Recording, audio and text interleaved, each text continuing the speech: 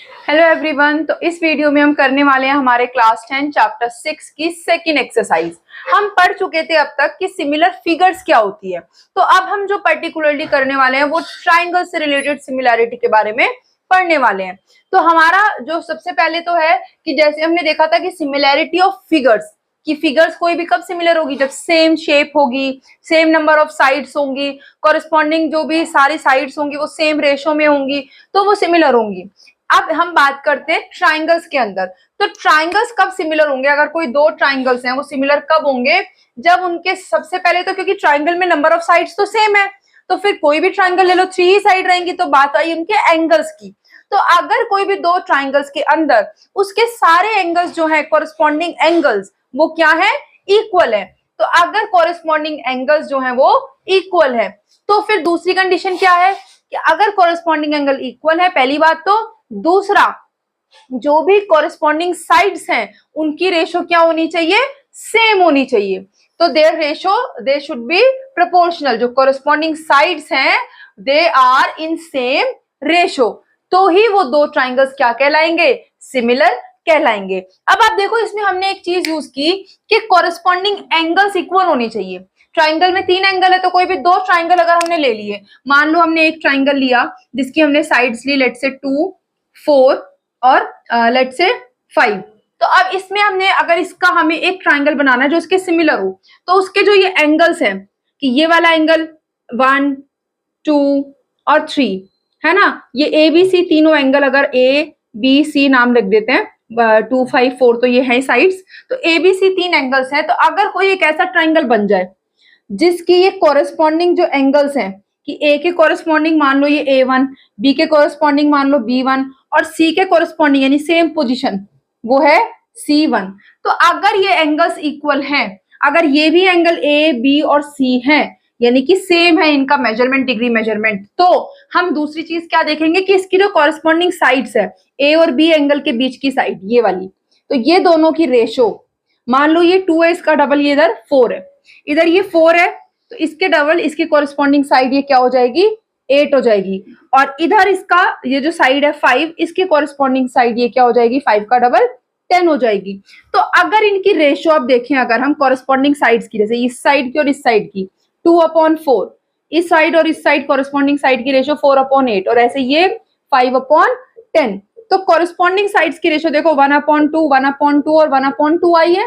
तो इस केस में हम कह देंगे कि एंगल्स तो कॉरेस्पॉन्डिंग इक्वल थे ही, साथ में कॉरेस्पॉन्डिंग साइड्स की रेशो सेम आ गई, तो वो दो ट्राइंगल क्या कहलाएंगे? सिमिलर कहलाएंगे। ठीक है। अब इसके अंदर जो ये कह रहा है कि कॉरेस्पॉन्डिंग एंगल्स इक्वल हो, तो ऐसे ट्राइंगल्स जिनके एंगल्स इक्वल होते हैं उसके लिए एक और वर्ड यूज करते हैं हम, इक्वी एंगुलर ट्राइंगल, यानी इक्वल एंगल वाले ट्राइंगल। तो अब ये क्या कह रहा है कि पहले तो हमने देखो इक्वी एंगुलर ट्राइंगल की डेफिनेशन लिख ली कि कोई भी कॉरेस्पॉन्डिंग एंगल्स अगर दो ट्राइंगल्स के वो इक्वल हैं, कॉरेस्पॉन्डिंग एंगल्स अगर दो ट्राइंगल के इक्वल हैं तो वो कहलाएंगे इक्वी एंगुलर ट्राइंगल। अब नीचे एक स्टेटमेंट लिखी हुई है, ये कह रही है कि अगर दो इक्विएंगुलर ट्राइंगल है तो पहले वाली कंडीशन तो हो ही गई अपने आप सेटिस्फाई कि कॉरेस्पॉन्डिंग एंगल्स इक्वल हो गए, क्योंकि इक्विएंगुलर है तो मतलब कॉरेस्पॉन्डिंग एंगल्स इक्वल है। तो ये कह रहा है कि अगर इक्विएंगुलर ट्राइंगल्स है तो उसके अंदर एक कंडीशन होती है कि जैसे हमने यहाँ पर देखा था कि अगर तीनों कॉरेस्पॉन्डिंग साइड्स की रेशो जो है सेम आ जाए तो वो सिमिलर हो जाएंगे। तो हम सिमिलैरिटी की बात नहीं कर रहे, हम बात कर रहे हैं सिर्फ कि पहली कंडीशन अगर सेटिस्फाई हो जाए तो कोई भी दो साइड्स की उसकी जो कॉरेस्पॉन्डिंग साइड्स हैं उनकी रेशो वो सेम हो, वो जो है वो सेम हो जाएगी। तो ये क्या कह रहा है कि ratio of any two corresponding sides, कोई भी दो कॉरेस्पॉन्डिंग साइड्स की रेशो तो सेम होगी ही होगी अगर वो दो ट्राइंगल क्या है? इक्विएंगुलर, यानी अगर पहले वाली कंडीशन सेटिस्फाई कर रही है तो दूसरी कंडीशन में दो जो कॉरेस्पॉन्डिंग साइड्स हैं उनकी रेशो तो सेम होगी ही। और इस चीज को प्रूफ करने के लिए हमारे एक मैथमेटिशियन थे, ग्रीक मैथमेटिशियन थेल्स नाम के, उन्होंने एक थ्योरम भी दी। हमने थ्योरम पढ़ा था, आपने पोस्टुलेट्स और एक्सियोम्स याद होंगे। पोस्टुलेट्स और एक्सियोम्स वो स्टेटमेंट है, वो मैथमेटिकल स्टेटमेंट्स है जिनको हमें प्रूफ करने की जरूरत नहीं पड़ती, लेकिन थ्योरम वो स्टेटमेंट्स होती हैं जो कि यूनिवर्सली एक्सेप्टेड नहीं होंगी जब तक हम उन्हें प्रूव ना कर दें, उनको साबित ना कर दें। ठीक है ना। तो एक थ्योरम यहाँ पर यूज की थेल्स ने, जिसको हम बोल देते हैं बेसिक प्रोपोर्शनैलिटी थ्योरम, इसको शॉर्ट में हम कह देते हैं B for basic, P for proportionality, T for theorem, BPT. ठीक है, तो ये हमारे एक मैथमेटिशियन थे थेल्स, उन्होंने ये थ्योरम दी किसको जस्टिफाई करने के लिए, इस स्टेटमेंट को जस्टिफाई करने के लिए कि अगर कोई दो ट्राइंगल जिनके दो सारे एंगल्स जो है कॉरेस्पॉन्डिंग वो इक्वल हैं, तो उनके दो कॉरेस्पॉन्डिंग साइड्स की रेशो वो हमेशा क्या होगी, इक्वल होगी। तो अब देख लेते हैं आगे नेक्स्ट स्लाइड में कि किस तरीके से हम बेसिक प्रोपोर्शनैलिटी थ्योरम को प्रूव करेंगे।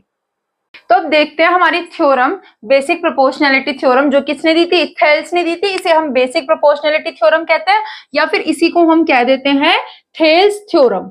ठीक है, तो ये क्या कहती है हमें, थ्योरम 6.1 है आपकी एनसीईआरटी में। ये कह रही है कि अगर, जो हमने भी पढ़ा था ना कि अगर दो इक्विएंगुलर ट्राइंगल है तो उनकी दो साइड्स, कॉरेस्पॉन्डिंग साइड्स की रेशो क्या होगी, सेम होगी। तो वही चीज है ये, यहाँ पर ये कह रहा है कि अगर कोई एक लाइन जो है हम किसी एक ट्राइंगल के अंदर बनाए parallel to any one side, मतलब कोई भी, पहले हम एक ट्राइंगल बना लेते हैं। मान लो हमने एक ट्राइंगल ये बना दिया और ट्राइंगल का नाम हम ले लेते हैं ए बी सी। मान लो ये हमने बनाया ए बी सी, एक ट्राइंगल। तो अब ये कह रहा है कि एक साइड जो है a line drawn parallel to one side of triangle, एक लाइन ट्राइंगल की किसी एक साइड के पैरेलल। मान लो एक लाइन ऐसे बना देते हैं जो बीसी के क्या हो जाएगी, पैरेलल हो जाएगी। तो यहां पर हम एक लाइन बना देते हैं और हम इसको किसके पैरेलल बना देते हैं, इसको बना देते हैं हम बीसी के पैरेलल। इसको नाम दे देते हैं डी और इस पॉइंट को नाम दे देते हैं ई। तो एक लाइन हमने बना ली इस ट्राइंगल के अंदर जो किसके पैरेलल है, इसकी एक बेस साइड की, किसी भी एक साइड के क्या है, पैरेलल है। अब जब ये यहां से इसके पैरेलल है तो ये बाकी दो लाइंस को इंटरसेक्ट करेगी, बाकी दो लाइन को इंटरसेक्ट करेगी। तो यही लिखा हुआ है कि a line parallel to one side of triangle to intersect the other two sides in distinct point. दो अलग अलग पॉइंट्स पर, एक हमने डी मान लिया और एक हमने क्या मान लिया, ई मान लिया। ये इंटरसेक्ट कर रही है, the other two sides are divided in the same ratio. तो ये कह रहा है कि ये जो दो साइड्स हैं, ये जो दो साइड्स हैं, इनकी जो रेशो होगी, ये जो रेशो होगी, यानी कि ये एडी और ये बीडी, ये रेशो इधर एई रेशो ईसी के क्या होगी, सेम होगी। ठीक है, ये हमें प्रूफ करना है। तो पहले हम देख लेते हैं हमें गिवन क्या क्या है। हमें गिवन है कि ये एक ट्राइंगल है एबीसी। इन ट्राइंगल एबीसी हमें क्या गिवन है, हमें गिवन है कि ये जो डीई है वो किसके पैरेलल है, बीसी के। डीई किसके पैरेलल है, बीसी के, है ना। और हमें इसके अंदर यहाँ पर ये जो पैरेलल हमें गिवन है, अब हमें इसके अंदर जो है वो प्रूफ करना है कि एडी और बीडी की रेशो एई और ईसी की रेशो के इक्वल है। ये चीज हमें प्रूफ करनी है। ठीक है, अब जब ये पैरेलल है तो आप एक चीज देखो, इसमें यहाँ पर जैसे पैरेलल लाइंस के अंदर कॉरेस्पॉन्डिंग एंगल्स इक्वल होते हैं, तो ये लाइन पैरेलल है नीचे वाली और ऊपर वाली दोनों। तो अब ये पैरेलल लाइन है दो, इनके बीच में ट्रांसवर्सल है, तो ये देखो ये कॉरेस्पॉन्डिंग एंगल्स नहीं हो जाएंगे, सेम पोजीशन पर बनने वाले एंगल्स। और कॉरेस्पॉन्डिंग एंगल्स दो पैरेलल लाइन के बीच में इक्वल होते हैं। ऐसे यहां पर है ये, है ना, और ये वाला एंगल सेम है। तो इस छोटे ट्राइंगल में और इस बड़े पूरे ट्राइंगल में ए बी सी में, इसमें क्या है, तीनों एंगल्स क्या है हमारे, सेम है, इक्विएंगुलर है। तो इनकी दो साइड्स की रेशो, कॉरेस्पॉन्डिंग साइड्स की रेशो क्या होनी चाहिए, सेम होनी चाहिए। वही चीज हम यहाँ प्रूव कर रहे हैं। तो हम कौन सी साइड ले रहे हैं, हम ले रहे हैं एडी और बीडी और रेशो एई अपॉन एसी। ये दोनों रेशोज हम इक्वल प्रूफ करेंगे। तो हमें प्रूफ करना है, टू प्रूफ हमें प्रूफ करना है एडी अपॉन बीडी इक्वल है किसके, एई अपॉन ईसी के। तो अब इसको करने के लिए हम क्या करते हैं, हम इसके अंदर ना ये जो ऊपर ट्राइंगल है इसके अंदर हाइट्स बना लेते हैं। हाइट्स ऑल्टीट्यूड, यानी कि जो किसी भी एक बेस साइड के क्या हो, परपेंडिकुलर लाइन हो। तो हम क्या करते हैं, इस ई पॉइंट से एक परपेंडिकुलर बना लेते हैं ए बी के ऊपर, ठीक है, और यहां से डी पॉइंट से परपेंडिकुलर बना लेते हैं किसके ऊपर, ए सी, या कह सकते हो ए ई के ऊपर। तो ये दो परपेंडिकुलर हमने बना लिए। इसको हम मान लो नाम दे देते हैं एम और इसको हम नाम दे देते हैं मान लो एन। ठीक है, ये दो परपेंडिकुलर हमने बना लिए। और क्या करें, नीचे क्या है, एक देखो आप, एक क्वाड्रिलेटरल बन गया, एक ट्रेपेजियम बन गया। इसके अंदर हम दोनों डायगोनल्स बना लेते हैं। तो ज्वाइन कर देते हैं किसको, सी डी को और बीई को। तो ये दो डायगोनल्स बन गए। अब हम क्या करेंगे इसके अंदर, हमारे को जो प्रूफ करनी है दो साइड, एक ये एडी ये वाली साइड है, एक ये वाली साइड है एडी और एक ये बीडी, इसकी रेशो इधर से एई और ईसी, इनकी रेशो हमें प्रूफ करनी है। तो हम एक एक करके वो ट्राइंगल्स लेते हैं जिनकी रेशो, जैसे ये दोनों चाहिए तो हम एडी जिसमें आ रहा है वो ट्राइंगल ले लेते हैं और बीडी जिसमें आ रहा है वो ट्राइंगल ले लेते हैं, ठीक है ना। सो पहले तो हमने कंस्ट्रक्शन क्या की है, हमने कंस्ट्रक्शन की है, हमने क्या किया, ये जो हमारा परपेंडिकुलर बनाया डी से और एक परपेंडिकुलर बनाया ई से। सो हमने क्या किया, draw D N perpendicular to A C and E M perpendicular to A B. ये दो हमने परपेंडिकुलर्स बनाए और हमने क्या किया, ऑल्सो हमने ज्वाइन करे नीचे दोनों डायगोनल्स क्वाड्रिलेटरल में, यानी कि ये बी से लेके ई तक जो लाइन है इसको ज्वाइन किया और डी से लेके सी तक जो लाइन है उसको ज्वाइन किया। तो हमने ज्वाइन किया किसको, हमने ज्वाइन किया बीई और सीडी को, ठीक है, ये हमने किया। तो अब हम इसको प्रूफ करते हैं।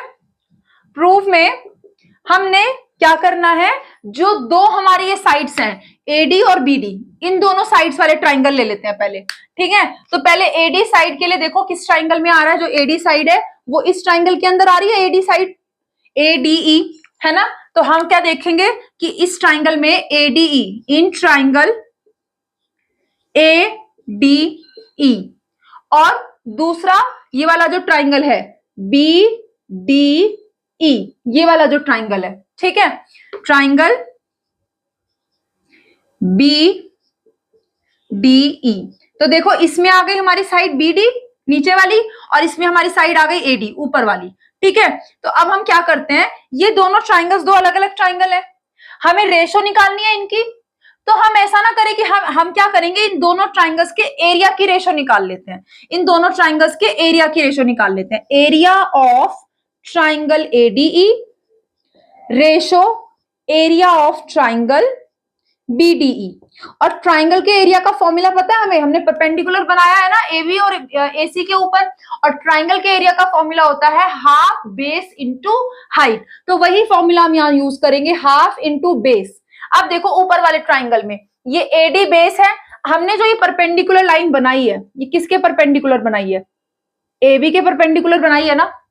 तो वो एडी के भी तो परपेंडिकुलर होगी और एबी के भी परपेंडिकुलर होगी, इस पूरी लाइन के परपेंडिकुलर है। एक लाइन हमने ऐसे परपेंडिकुलर बना दी, वो इस पूरी लाइन की है। अब मैं उसका नाम यहां से यहां तक रीड करूं या मैं उसका नाम यहां से यहां तक रीड करूं या यहां से यहां तक करूं, कोई फर्क पड़ेगा नहीं पड़ेगा, क्योंकि ये जो लाइन परपेंडिकुलर है वो इस पूरी लाइन की है ना। तो यहां पर हमारे पास हाफ बेस हम ले रहे हैं एडी इंटू हाइट क्या है इसके ऊपर ई एम, ठीक है। ऐसे ही नीचे वाला जो ट्राइंगल का एरिया है वो भी क्या हो जाएगा, हाफ इंटू बेस। तो यहाँ पर जो है हमारा ट्राइंगल वो हमें बीडी साइड चाहिए, तो हम इसी को बेस लेंगे और इस लाइन के ऊपर, पूरी लाइन के ऊपर ये हमारी हाइट है परपेंडिकुलर, तो ये एम ई या ई एम इसकी क्या हो जाएगी, हाइट हो जाएगी। तो नीचे बेस हमारा है बीडी इंटू हाइट हमारी क्या है, वही सेम ई एम। अब आप इसमें देखो ये हाफ से ये हाफ कैंसिल हो गया, ये ई एम से ई एम कैंसिल हो गया, क्या बचा खाली हमारे पास बचा एडी अपॉन बीडी। तो ये दोनों ट्राइंगल की रेशो एरिया की हमने जब निकाली तो हमें इनके एरिया की रेशो में मिला AD upon BD, AD upon BD, ठीक है। अब उसके बाद देखते हैं उधर दूसरी साइड में हमारे पास जो साइड्स हैं जो हमें रेशो में दिखानी है वो कौन सी है, ये ए से लेके ई और दूसरी है ईसी। तो देखो ए से लेके ई ये तो इसी ट्राइंगल में आ रही है कि नहीं आ रही है, आ रही है इसी ट्राइंगल में। और जो ये ईसी है इसके लिए हमारा ये वाला ट्राइंगल है ना। तो वापस से हम क्या करते हैं, वापस से हम एरिया निकाल लेते हैं। इस बार कौन सा ट्राइंगल ले रहे हैं, जो ऊपर वाला ट्राइंगल है एई के लिए वो तो सेम है एडीई, तो हम ले रहे हैं नाउ सिमिलरली, सीधा लिख देते हैं सिमिलरली जो हमारे ये वाले दोनों ट्राइंगल हैं, जैसे इधर था ये और ये, तो इसमें क्या आया था एई अपॉन ईसी आ गया था एरिया की रेशो, वैसे ही इधर एडी अपॉन बीडी आ गया था। इस बार इधर से ले रहे हैं तो रेशो किसकी आ जाएगी, एई रेशो ईसी आ जाएगी। तो ऐसे ही हमारा इधर की साइड में राइट साइड में क्या हो जाएगा, एरिया ऑफ ट्राइंगल ADE, और नीचे हम BDE के जगह पर ले रहे हैं CDE। तो ऊपर तो सेम रहेगा, क्या AD आ जाएगा, और नीचे डेनोमिनेटर में CD के बदले क्या आ जाएगा, जो राइट साइड में लाइन है CE। अब देखो हमें जो दो साइड चाहिए थी, AD अपॉन BD इधर है लेफ्ट में, ये आ गई ऊपर फर्स्ट इक्वेशन में, और इधर चाहिए थी AE अपॉन EC, ये इधर आ गई AE अपॉन, ये AE है सॉरी, AE इस साइड में राइट साइड में, AE इधर AD था और इधर क्या है, ये AE है, तो इधर आ गई हमारी AE अपॉन EC या CE, ये आ गया हमारे पास।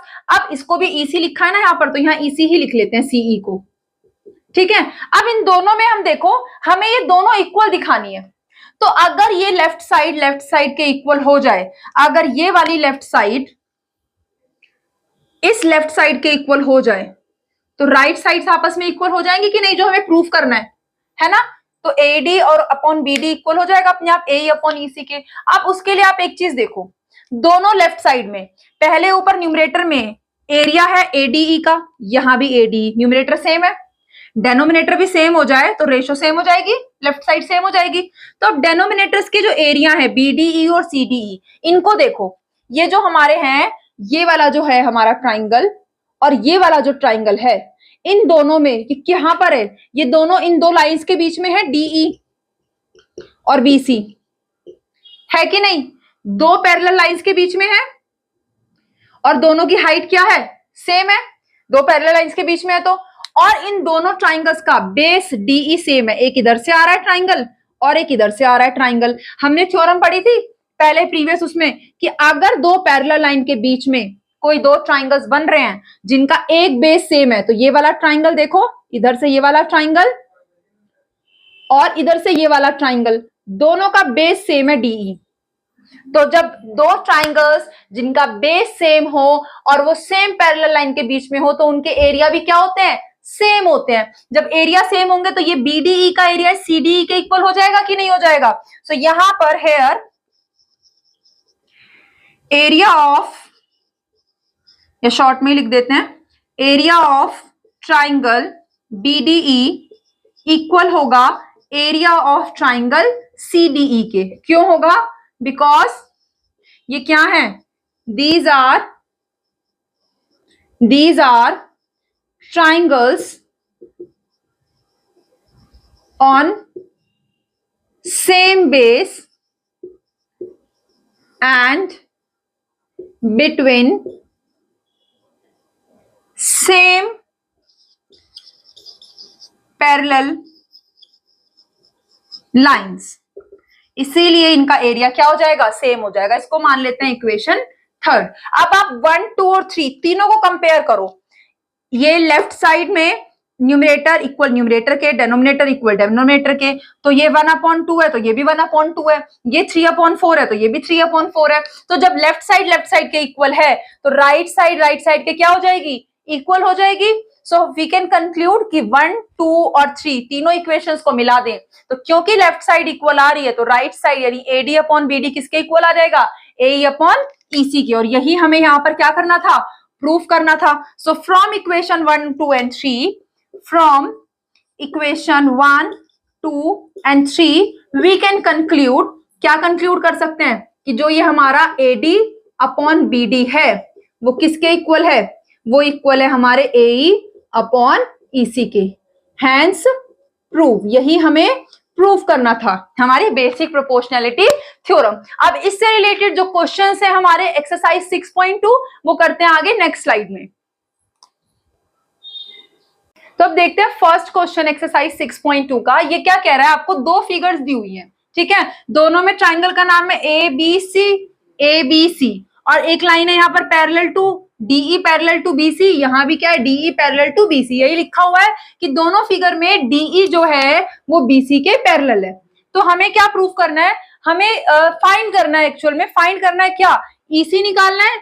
किसमें, इन फर्स्ट फिगर में ये EC निकालना है और सेकेंड फिगर में हमें ये AD निकालना है, ठीक है। तो आप देखो इन दोनों ही ट्राइंगल्स में जो ये लाइन है DE वो पैरेलल है बेस साइड BC के, और जब एक लाइन दूसरी लाइन के पैरेलल हो जाए तो हम बेसिक प्रोपोर्शनैलिटी थ्योरम जो अभी जस्ट पढ़ चुके हैं वो किसके अकॉर्डिंग क्या होता है, ratio of the sides will be, जो दो साइड्स हैं जिसको वो इंटरसेक्ट करेगा पैरेलल लाइन, वो दोनों की रेशियो क्या हो जाएगी, सेम हो जाएगी। अभी हमने बेसिक प्रोपोर्शनैलिटी थ्योरम में ही पढ़ा है, तो वही चीज हम यहाँ यूज कर सकते हैं, that using basic proportionality theorem BPT, जो रेशियो ऑफ, क्योंकि हमारे पास क्या गिवन है, हमें गिवन है डीई किसके पैरेलल है, बीसी के, तो हम चाहे तो ऐसे लिख भी सकते हैं कि एज जो डीई है वो पैरेलल है किसके, बीसी के, किसमें, इन ट्राइंगल एबीसी। तो जब एक लाइन जो है वो पैरेलल है ट्राइंगल की किसी एक साइड के, तो वो जो बाकी दो साइड को इंटरसेक्ट कर रही है वो दोनों साइड की रेशो वो क्या होगी, इक्वल होगी according to BPT. So using BPT हमारी जो ये साइड है एडी अपॉन बीडी, ये इक्वल होगी किसके, ए अपॉन सीई के। अब इन चारों साइड्स में ये जो एक रिलेशन बना, इन चारों साइड्स में हमारे पास दो साइड्स गिवन है, एडी गिवन है, बीडी गिवन है, एई गिवन है, बस सीई यानी ईसी हमें निकालना है। इसको सीई लिख लो या ईसी लिख लो, एक ही बात है, क्वेश्चन में ईसी लिखा हुआ है तो हम ईसी लिख लेते हैं, ठीक है। तो अब एडी है हमारा कितना, 1.5 सेंटीमीटर अपॉन बीडी है 3 सेंटीमीटर इक्वल्स टू एई है 1 सेंटीमीटर अपॉन ईसी हमें निकालना है। अब देखो ईसी, अब इसको, ये ईसी इधर है डिनोमिनेटर में, इसको न्यूमरेटर में ले जाए तो या तो क्रॉस मल्टीप्लाई कर दो, या फिर हम सिंपली क्या कर सकते हैं, हम सिंपली दोनों साइड का क्या कर दें, रेसिप्रोकल कर दें। तो जब हम दोनों साइड का रेसिप्रोकल कर देंगे तो ये क्या हो जाएगा, ये हो जाएगा 3 centimetre upon 1.5 centimetre equals to EC upon 1 centimetre. और 1 सेंटीमीटर देखो ये तो रेशो है तो यूनिट्स तो कैंसिल हो जाएंगे, लेकिन ये वाला सेंटीमीटर 1 जब इधर जाएगा मल्टीप्लाई में तो इधर बचेगा खाली ईसी, यहाँ तो बच गया खाली ईसी, और दूसरी साइड में क्या है, एक साइड खाली ईसी है, दूसरी साइड है 3 अपॉन में 1.5। अब इसको सॉल्व करना, पॉइंट हटा देंगे तो ऊपर एक जीरो लग गया, और 15 टूजा कितना होता है, 15 टूजा होता है 30, तो ईसी हमारा आ गया कितना, 2 सेंटीमीटर। तो ये आ गया हमारा एक साइड। सिमिलरली हम सेकंड पार्ट में भी बेसिक प्रोपोर्शनैलिटी थ्योरम लगाएंगे, क्योंकि इस ट्राइंगल के अंदर इन ट्राइंगल एबीसी दोनों ही ट्राइंगल्स में गिवन है ना कि ये डीई जो है वो इस लाइन के पैरेलल होगी, तो जो ये पार्ट है जो बाकी के दोनों रिमेनिंग साइड के उनकी रेशोस क्या, यानी कि एई, एडी, बीडी और सीई, इनकी रेशो क्या होगी, सेम होगी, क्योंकि यहाँ पर डीई पैरेलल है किसके, बीसी के। So using basic proportionality theorem क्या हो जाएगा, एडी अपॉन बीडी इक्वल हो जाएगा एई अपॉन ईसी के, है ना। अब देखो इस बार हमें क्या गिवन है, इस बार हमें एडी निकालना है, बाकी की सारी साइड बीडी, ईसी और एई ये सब गिवन है, तो वैल्यू पुट करेंगे तो एडी की वैल्यू तो नहीं पता, वो निकालनी है, वो एज इट इज। बीडी की वैल्यू हमें कितनी गिवन है, 7.2 सेंटीमीटर इक्वल्स टू एई हमें है गिवन 1.8 सेंटीमीटर और ईसी हमें गिवन है 5.4 सेंटीमीटर। तो आप देखो इधर ये 1.8 और 5.4 दोनों में एक एक नंबर के बाद पॉइंट है, और 18 थ्रीजा कितना होता है 54, 18 थ्रीजा कितना होता है 54, तो एडी अपॉन 7.2 सेंटीमीटर इक्वल किसके आ गया, 1/3 के। अब 1/3 इधर ये 7.2 डिवाइड हो रहा है, इधर जाकर मल्टीप्लाई हो जाएगा, तो एडी हमारा क्या हो जाएगा 1/3 मल्टीप्लाई 7.2 सेंटीमीटर, ये 3 से कैंसिल हो रहा है, 3 2 जा 6, 1 बचा 12, 3 4 जा 12, तो एडी हमारा क्या आ जाएगा 2.4 सेंटीमीटर। तो आ गई हमारी दोनों साइड जो हमें निकालनी थी, एक आ गई 2 सेंटीमीटर और दूसरी आ गई 2.4 सेंटीमीटर। अब देखते हैं आगे सेकंड क्वेश्चन। अब देखते हैं सेकंड क्वेश्चन। तो सेकंड क्वेश्चन करने से पहले एक बार रिकॉल करते हैं कि हमने बेसिक प्रोपोर्शनैलिटी थ्योरम में क्या किया था, कि अगर कोई एक ट्राइंगल है उसके अंदर एक लाइन पैरेलल है किसी एक थर्ड साइड के, तो बाकी के दोनों साइड को वो जिस पॉइंट पर इंटरसेक्ट करेगी वहां से ये जो रेशो होगी पीई रेशो ईक्यू वो इक्वल होगी पीएफ रेशो एफआर के। ये चीज हमने पढ़ी थी। तो जैसे हमारा ये चीज है, जैसे हमने पैरेलल लाइंस के अंदर ट्रांसवर्सल में एक रिलेशन पढ़ा था कि अगर कोई दो पैरेलल लाइन है और थर्ड लाइन उनको इंटरसेक्ट कर रही है, ट्रांसवर्सल है, तो उस केस में कॉरेस्पॉन्डिंग एंगल्स हमेशा इक्वल होंगे, अल्टरनेट एंगल हमेशा इक्वल होंगे, या को इंटीरियर एंगल्स का सम 180 होगा। या फिर हमने इसका कन्वर्स क्या पढ़ा था, इसका कन्वर्स हमने ये पढ़ा था कि अगर कोई दो लाइन है और उनको कोई तीसरी लाइन जो है एल इंटरसेक्ट कर रही है, तो अगर हमारे पास उन दोनों लाइन के कोरिस्पॉन्डिंग एंगल्स इक्वल आ गए तो इसका मतलब वो तभी इक्वल होंगे जब लाइन पैरेलल होगी। तो वही सेम चीज यहाँ पर भी है, जैसे हमने बीपीटी में पढ़ा था कि अगर लाइन पैरेलल है तो ratio of these two parts will be equal. तो सिमिलरली इसका कन्वर्स भी ट्रू होता है, जो कि आपकी थ्योरम 6.2 यही कहती है कि अगर ये रेशियो इक्वल हो जाए तो ये रेशियो तभी इक्वल होगी जब ये लाइन क्या होगी, पैरेलल होगी हमारी थर्ड साइड के, है ना। तो यही चीज हमें यहाँ पर इस क्वेश्चन में यूज करनी है, इसी चीज को यूज करते हुए हमें इस क्वेश्चन को सॉल्व करना है। तो ये क्या कह रहा है हमें क्वेश्चन कि एक ट्राइंगल है जिसके अंदर E and F are points on the sides PQ and PR, PQ और PR के ऊपर दो पॉइंट्स है E and F in a triangle PQR। अब हमें ये बताना है for each of the following cases, हमें बताना है state whether EF is parallel to QR और नॉट। अब ये पैरेलल कब होगी, ये पैरेलल तब होगी using the converse of BPT, कि जब ये दोनों जो थर्ड साइड के पार्ट्स हैं जिसको ये दो लाइन है इंटरसेक्ट कर रही है बाकी की अदर टू साइड्स को, तो अगर वो जो पार्ट्स हैं उनकी रेशो क्या आ जाए, सेम आ जाए, यानी कि PE अपॉन EQ इक्वल आ जाए PF अपॉन FR के, तो ही हम कह सकते हैं कि ये लाइंस जो है EF और QR वो क्या है, पैरेलल है। तो ये हमें बताने के लिए हम क्या करते हैं, हम रेशो निकाल लेते हैं हर पार्ट में। तो फर्स्ट पार्ट में देखो अकॉर्डिंग टू बीपीटी ये जो PE और EQ है और PF और FR है इनको हमें निकालना है। तो पहले हम निकालते हैं PE अपॉन EQ। अब PE EQ ये देखो सारी वैल्यूज हमें गिवन है।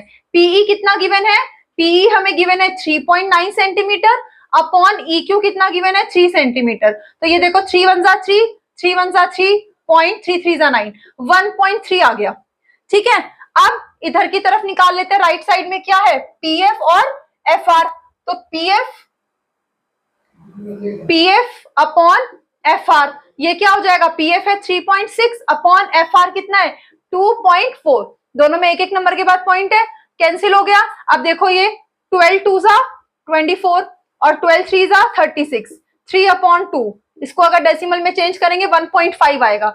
तो क्या ये 1.3 और 1.5 सेम आया, रेशो सेम आई, नहीं आई। सो क्योंकि रेशो सेम नहीं है so these lines can not be parallel. So यहां पर हमें जो मिला वो 1.3 वो नॉट इक्वल है 1.5 के।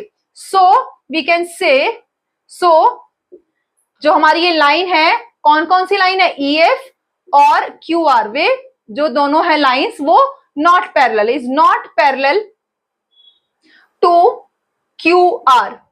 ये क्यों बता रहे हैं हम, ये हम बता पा रहे हैं using converse of basic proportionality theorem.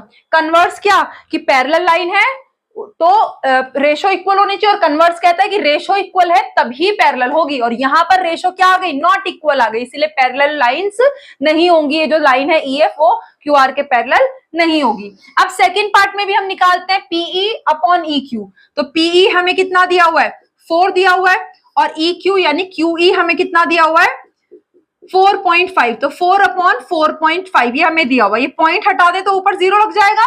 अब देखो ये 5 से कैंसिल हो रहा है, 5 8 जा और 5 9 जा, तो रेशियो आ गई 8 अपॉन 9।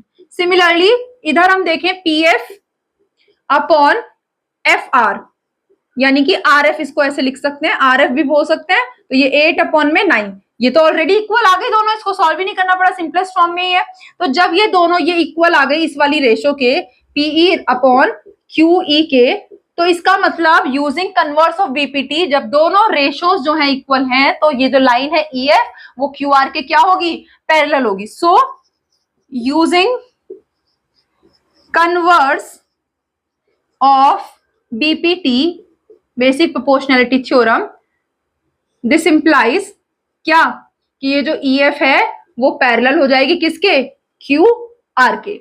तो यहां पर पैरेलल हो गई और यहां पैरेलल नहीं आई। अब थर्ड पार्ट देखते हैं। थर्ड पार्ट में देखो हमें PE और EQ दो ही दो चीजें चाहिए, लेकिन हमें क्या गिवन है, हमें PQ गिवन है और PE गिवन है, इधर PR गिवन है और PF गिवन है। तो PQ ये पूरा गिवन है हमें और PE पता है, लेकिन हमें ये वाला पार्ट नहीं पता। तो ये कैसे निकाल सकते हैं, इस पूरे में से इतने पार्ट को क्या कर ले, माइनस कर ले। ऐसे इधर हमें पूरा पी आर गिवन है, उसमें से इस पी एफ को माइनस कर लेंगे तो ये इतना पार्ट एफ आर आ जाएगा, है ना। तो इसको हम निकाल लेते हैं। पूरे पी क्यू में से हम अगर क्या करें, पूरे पी क्यू में से अगर हम पीई को माइनस कर ले तो हमारा जो नीचे वाला पार्ट है ई क्यू, ये आ जाएगा। तो ये कितना हो जाएगा, पी क्यू यानी 1.28 सेंटीमीटर माइनस पीई यानी कि 0.18 सेंटीमीटर। तो ये हो गया हमारा कितना, 1.28 में से 0.18 गया तो बचा 1.1 सेंटीमीटर। ऐसे ही उधर राइट साइड वाला पी आर में से पूरा हम पी एफ को माइनस कर देते हैं। तो पी आर में से पी एफ माइनस कर देंगे तो हमारे पास क्या आ जाएगा, एफ आर आ जाएगा या आर एफ आ जाएगा। तो एफ आर क्या हो जाएगा, P R minus P F.